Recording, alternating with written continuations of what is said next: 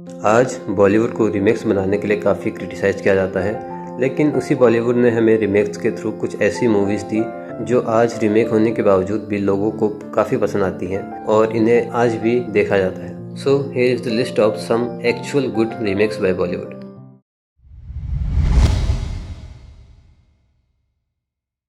हेरा फेरी सबने देखी है और सबको इसकी स्टोरी, इसके कैरेक्टर्स और इसका स्क्रीन प्ले काफ़ी पसंद आता है और ये आज तक मीम कल्चर का इम्पोर्टेंट पार्ट है।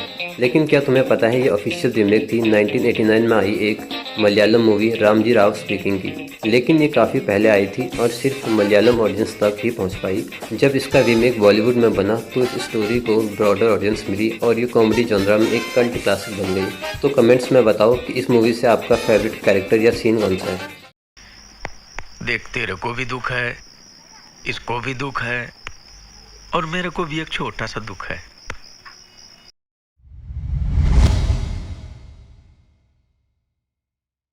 भूल भुलैया वो मूवी है जिसने हमें डराने के साथ काफ़ी हंसाया भी है, फिर चाहे वो छोटा पंडित का कोई भी सीन हो या अक्षय कुमार की कौर की कॉमेडी।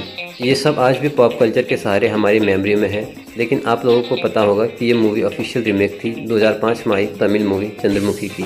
भूल भुलैया ने चंद्रमुखी के मेन प्लॉट को लेकर उसमें अपने चेंजेस और इम्प्रूवमेंट्स किए, जिस कारण इसकी स्टोरी और बेहतर तरीके से स्क्रीन पर उतर कर आ पाई।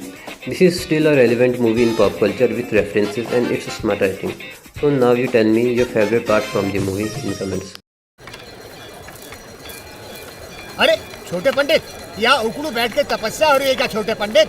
अरे बेटी पुष्पा, कहाँ जा रही हो अपने गधे पर बैठकर? पुष्पा? मैं मुरारी हूँ, पुष्पा नहीं। आपने सुना राधा को बाधा हुई है मंजुलिका की। लोग कहते हैं आजकल मेरे बर्ताव में बदलाव आया है। जरा मेरा मुखड़ा देखो, बताओ कैसा है मेरा हुलिया।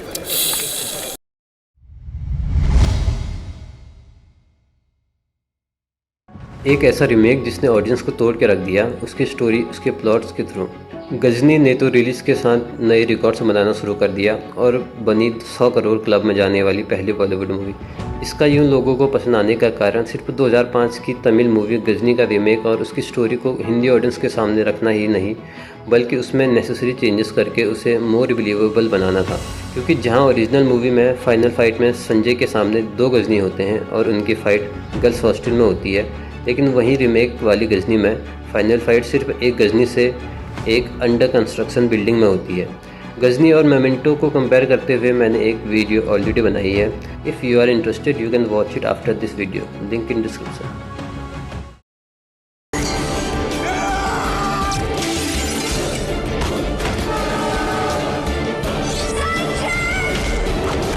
अपनी मौत का इंतजार कर, मैं आ रहा हूं।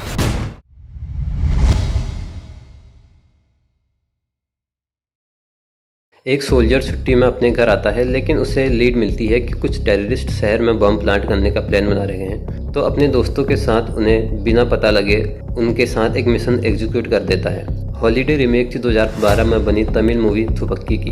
ये एक ऑफिशियल रीमेक थी और दोनों मूवीज़ के डायरेक्टर भी सेम थे। कुछ सोर्सेस का मानना है कि यह मूवी पहले अक्षय को ऑफर हुई थी, लेकिन अक्षय ने थलापति के साथ इसे पहले बनाने का ऑफर दिया।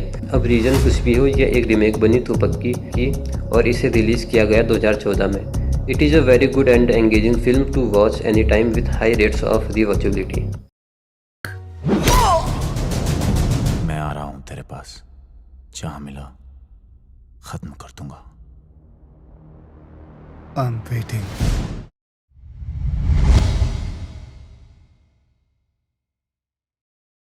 जैसे कि हम सभी को पता है 2 अक्टूबर को विजय सालगारकर और उसकी फैमिली पणजी गए थे स्वामी चिन्मयानंद के सत्संग में, जहां उन्होंने लंच में पाव भाजी खाई और उस रात वहीं एक होटल में ठहरे और अगले दिन 3 अक्टूबर को बस से वापस कर आए। इस तरीके से तो हमें खुद का दिन याद नहीं रहता, जैसे इस मूवी ने हमें अपनी कहानी को रटा के रखा है।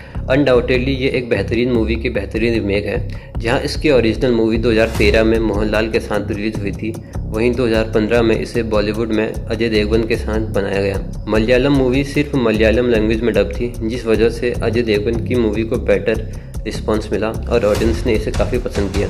2012 की ओरिजिनल दृश्यम इतनी हिट हुई कि 2014 से 2019 तक इसके 6 रीमेक्स कन्नड़ा, तमिल, तेलुगु, हिंदी, सिन्हाला और मैंड्रीन में बन चुके हैं और 3 रीमेक्स इंडोनेशियन, कोरियन और इंग्लिश में बनने को रेडी है। पूरी लिस्ट आप पॉज करके देख सकते हो। पणजी में स्वामी चिन्मयानंद जी का सत्संग था, हम सब वहीं गए थे। वहाँ पहुँचने के कितनी देर बाद प्रोग्राम शुरू हुआ? प्रोग्राम हम पहुँचने से पहले ही शुरू हो गया था। तुम सत्संग की जगह कितने बजे पहुंची? लगभग 8:30 बजे।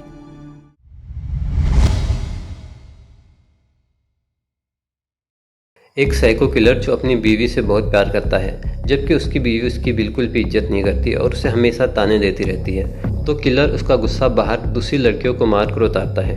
इसी तरह वो एक बार एक हिटमैन की बीवी को मार देता है और वो हिटमैन उसका जीना मुश्किल कर देता है। वो उसे ढूंढता है, उसे ब्रूटली मारता है और फिर छोड़ देता है फिर से पकड़ने के लिए। एक विलन इंस्पायर थी 2010 में आई South Korean movie I saw a devil से, लेकिन जहां आई सॉ अ डेविल काफ़ी ब्रूटल और थ्रिलर जॉनरा की थी, वहीं एक विलन रोमांस और एक्शन सेंट्रिक मूवी थी, लेकिन दोनों का मेन मोटिव अपनी बीवी की मौत का रिवेंज ही था। आई सॉ अ डेविल अनडाउटेडली एक बेटर मूवी थी, लेकिन एक विलन ने इंडियन ऑडियंस के अकॉर्डिंग रेलिवेंट चेंजेस के साथ इसे ऑडियंस के सामने रखा, जो लोगों को काफ़ी पसंद आया। But you also check out I saw a devil. मैं तुझे मरने नहीं दूंगा, लेकिन मैं तुझे रोज मारूंगा। एक बार नहीं, 1000 बार मारूंगा। तो ये रहे कुछ remakes but actual good remakes by Bollywood. इन मूवीज़ के बारे में आपकी क्या थॉट्स हैं, आप मुझे कमेंट्स में बताओ, और बताओ मुझे आगे कौन सी मूवी, वेब सीरीज, एनिमे देखना चाहिए। And don't forget to like the video and subscribe the channel, cause we watch everything, we watch professionally.